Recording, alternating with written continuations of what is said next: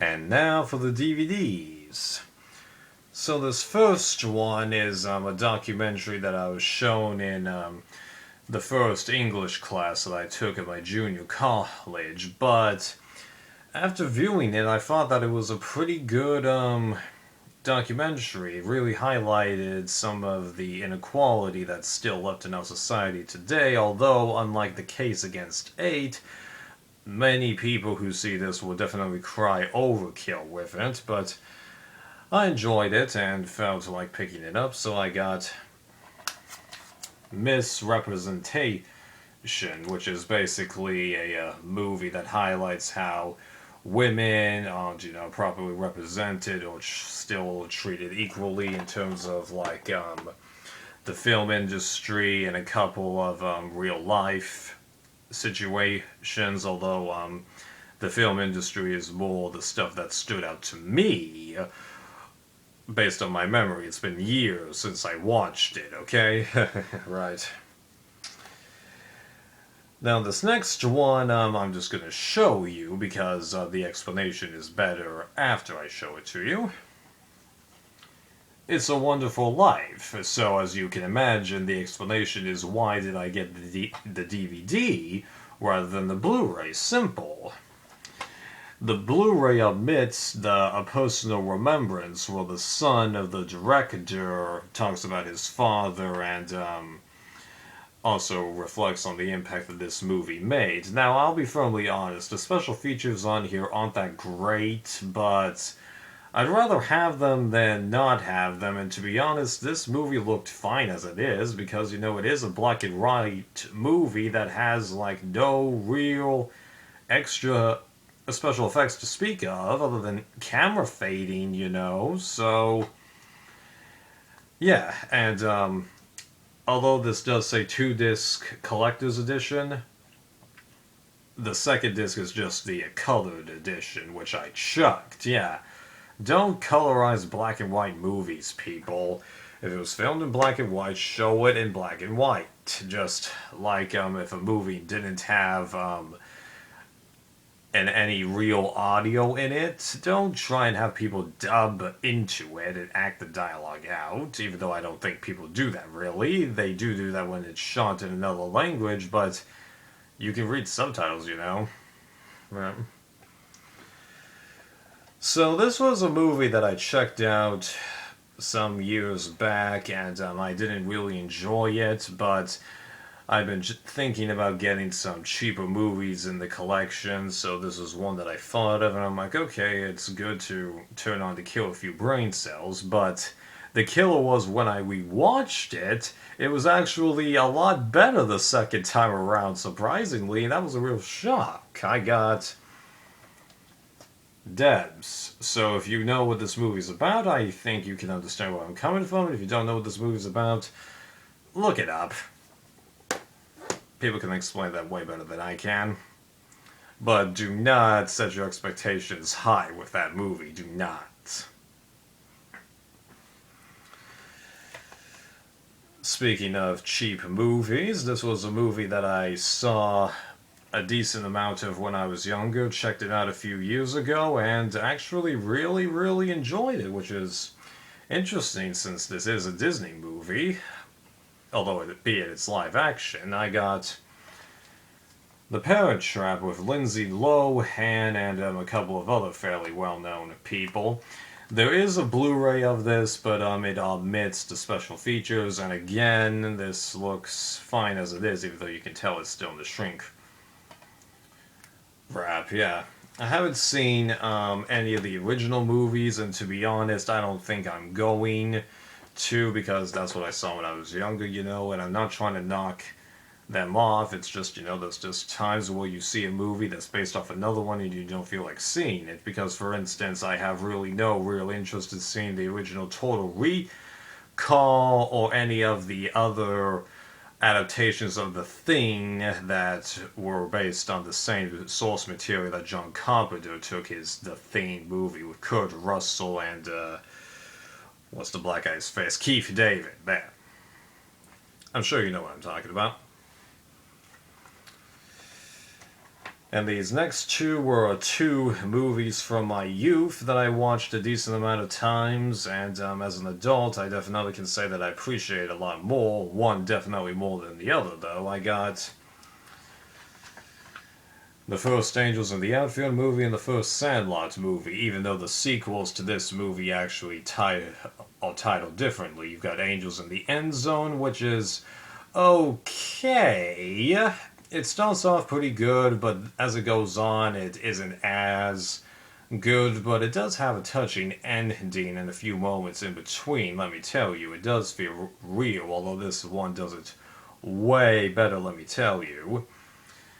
And then as for the sequels to this, the first sequel, again, starts out okay, but then the third act is basically a carbon copy of this one's third act. And, mild spoiler alert, throughout that movie, the narrator keeps emphasizing that he has a connection to the two main protagonists. It's just barely a connection, okay? Then the second sequel to this, where a 30-something-year-old baseball player gets like hit in the head and then gets sent back in time. I actually think that that was pretty creative, and I'd say that it's better than the second one because it wasn't a carbon copy of this one at all, but this one easily trumps that.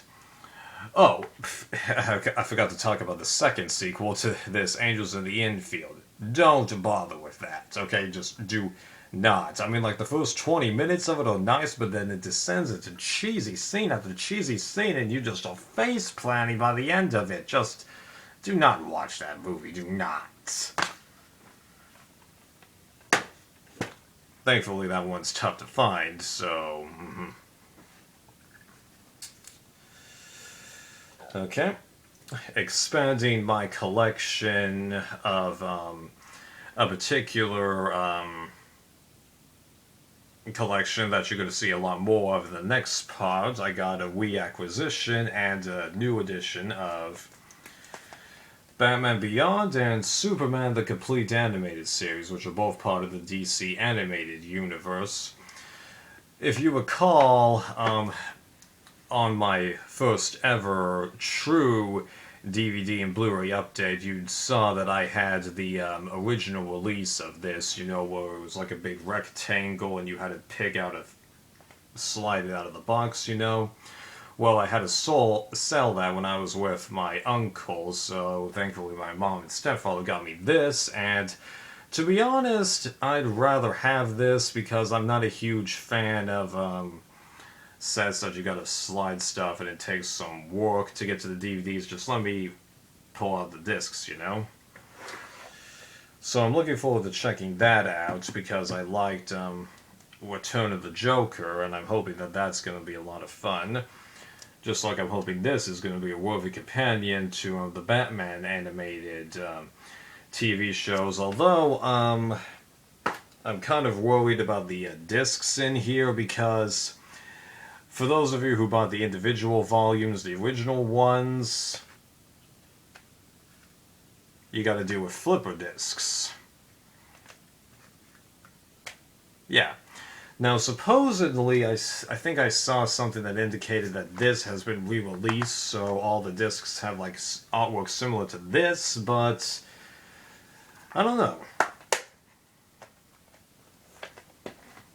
Whatever, we'll see how those discs work when I get to there. My Blu-ray player is pretty good at playing scratched DVDs. Next up, this is not part of the DC Animated Universe, but I kind of felt like checking it out because this got a few seasons, and I checked out the direct-to-DVD movie that's part of this TV show, and was okay with it, so I'm like, let's give the actual series a try. I got The Batman. So if you've seen that, you know that the character designs in here look somewhat more goofy compared to the DC animated universe stuff, because for instance, the Joker in here has like wavy hair, sort of like Heath Ledger, whereas the Joker that's in the DC animated universe, voiced by Mark Hamill looks a little more like Jack Nicholson in terms of like the hair being slicked back. Right. So I'm not entirely sure that I'm going to enjoy that, but let's give it a shot, you know? It was cheap. And then we got the first 3 seasons of the 80s Teenage Mutant Ninja Turtle series. Aaron Isaac talked me into checking out this franchise, and I actually have every episode of the 2003 TMNT series downloaded, because that show either has just random episodes spaced across DVDs, or all the season sets for it have gone out of print. The exception being the series finale, Turtles Forever, but since that's the series finale, I don't need to worry about that. But if you know the history of this show on DVD, you know that it's a little tricky to figure out what exactly is what, because for instance, even though this is volume 2, it's actually season 2, and season 3 here originally was spaced across volumes 3 through 6, and then there's other little tad bits of information that you need to learn in his videos, so go to Aaron Isaac's channel and check out those vids. He explains everything on multiple bits, you know. And then finally, completing my collection of this particular TV show, which I've had a blast viewing so far, I've got seasons 6 through 10 of Smallville! Yeah! So I finally managed to pick that up. I'm almost done with season 6 as I'm recording this, and it's been a lot of fun. I've started to notice a little bit of decline with the show because I don't feel as close to the characters as I used to, but it's still excellent writing. I'm just not liking the characters as much, and since I've been watching the show, you know, back to back to back without a break, you know, maybe I'm just getting tired of it, because when I was watching Buffyverse, I watched all 12 seasons of it back to back to back, and the 6th season that I watched was Buffy season 5, which was the worst season of Buffy. So, yeah, but I do want to continue. I'm having a blast with that, and then I'm going to have to figure out what I'm going to do about the comics with that show, but I'm not going to worry about that until I get to the end of it, and then I'll see what I decide there. See you for the Blu-rays.